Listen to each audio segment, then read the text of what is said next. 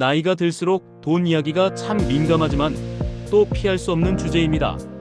예전에는 돈이 뭐 대단하냐, 가족이 있으면 됐지 하던 분들도 막상 60을 넘기면 생각이 달라집니다. 은퇴는 했는데 들어오는 돈은 줄고 나가는 돈은 그대로거나 오히려 더 늘어나니까요. 오늘은 제가 그동안 수많은 어르신들과 상담하고 이야기 나누면서 느낀 것들을 바탕으로 65세 이후에 돈 관리하는 방법에 대해 노후 걱정 없이 살아가는 분들의 공통된 습관을 하나하나 풀어드리겠습니다. 1부 65세 이후 돈이 새는 진짜 이유. 나는 그렇게 낭비하는 것도 아닌데 왜 돈이 자꾸 모자랄까? 이게 단순히 지출이 많아서가 아닙니다. 문제는 돈의 방향을 모르는 데 있습니다. 젊을 때는 돈이 돌아갑니다. 일하면 월급이 들어오고 쓰고 또 채워지고. 그런데 65세 이후엔 그 순환이 멈춥니다. 돈이 더 이상 들어오지 않는데 예전의 소비 습관이 그대로인 겁니다. 예를 들면 매달 TV 요금, 휴대폰 요금, 보험료, 각종 자동이체, 이런 것만 해도 몇십만 원이 그냥 빠져나갑니다.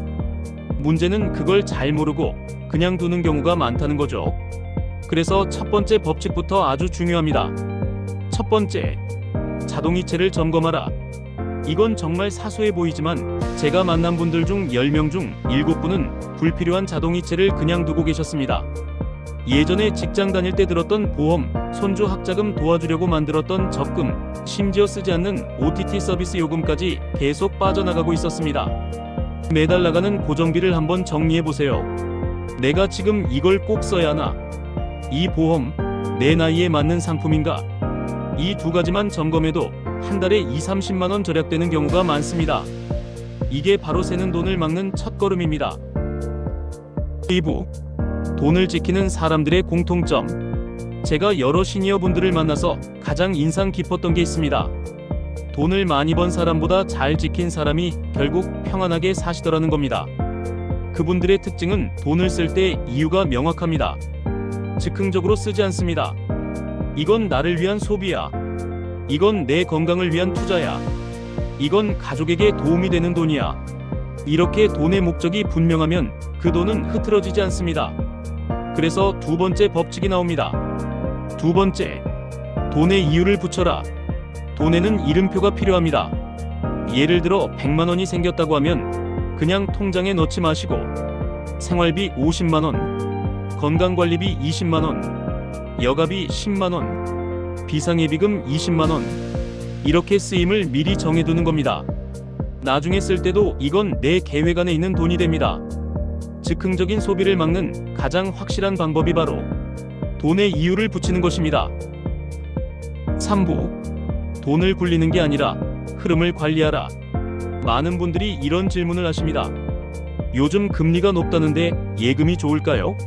아니면 펀드가 나을까요? 하지만 65세 이후에는 돈을 굴리는 것보다 흐름을 관리하는 것이 훨씬 중요합니다.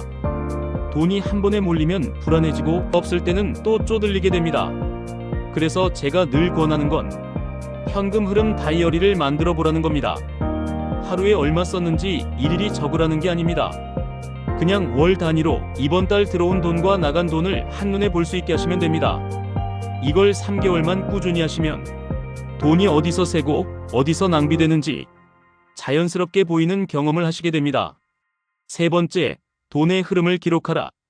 스마트폰 가계부 앱을 쓰셔도 좋고 그냥 공책에 손으로 적으셔도 됩니다.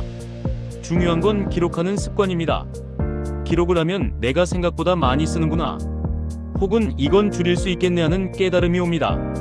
이건 단순한 절약이 아닙니다. 내 돈의 주도권을 되찾는 행동이거든요. 4부, 노후 자산의 진짜 목적. 그럼 이제 돈은 아끼기만 해야 하나요? 아닙니다.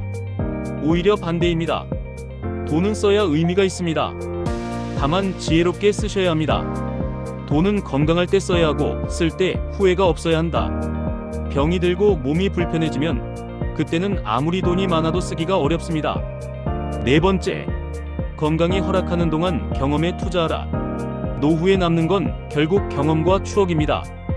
여행을 가든 친구를 만나든 새로운 취미를 배우든 그건 단순한 소비가 아니라 삶의 질을 높이는 투자입니다. 특히 요즘은 건강 자산이 가장 중요한 시대입니다. 좋은 음식, 꾸준한 운동, 정기검진. 이건 돈이 들어가도 비용이 아니라 투자입니다. 돈을 건강에 쓰는 건 절대 아깝지 않습니다. 그게 결국 돈을 지키는 일입니다. 5부. 노후의 진짜 부자들은 이런 마음을 가졌습니다.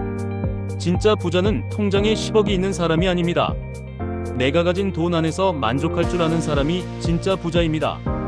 돈은 내가 쥐고 있을 땐 나를 지켜주지만 움켜쥐면 오히려 나를 가두게 됩니다.